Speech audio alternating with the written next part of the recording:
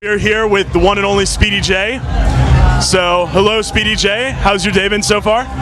Really good. I've traveled from Chicago. I played Smart Bar yesterday, and I got here, and the weather is really nice, and I'm having a good time. So what kind of music can we expect to hear from you tonight? You know, my usual full-on techno stuff.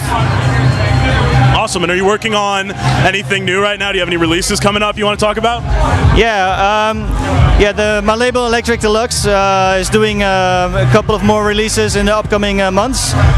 We've just had Tommy 47 number 5 with remixes by myself and Kreate, and we've had a release by Terence Fixmer, George Isakidis, and some collabs things that I've done with Kreate. So yeah, we have some really nice stuff coming up.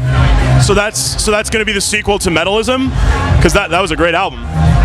Well, we've been thinking about doing another album, but what I'm talking about now is the singles that we've just released, and yeah, we're working together all the time, so who knows, there will be some more releases. And how about, I'm curious, you have the software library Kreate for Contact.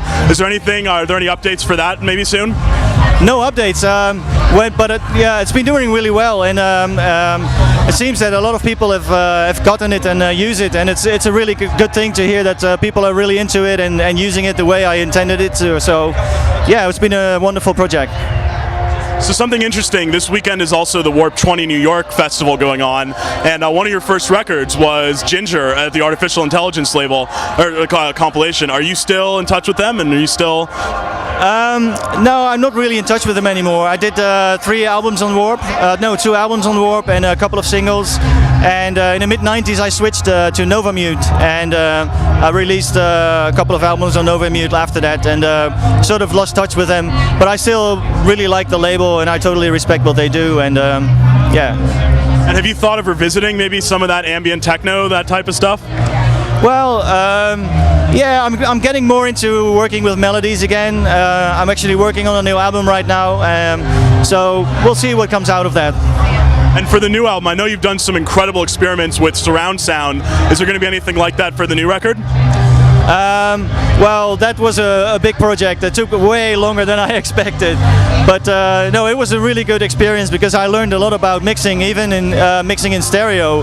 My mixes have become much more spatial and much more dynamic and sort of 3D, and that sort of stuff I'm definitely incorporating in any new stuff that I'm doing right now.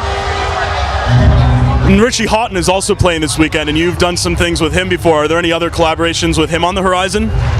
Well, I've known Richie for 20 years, and I've done many releases on his label, but I'm now running my own label, so you know, I have a place in Berlin close to where he lives, and sometimes we see each other, but we're not really working together professionally. We just talk to each other sometimes. Have you been able to see anyone else perform today?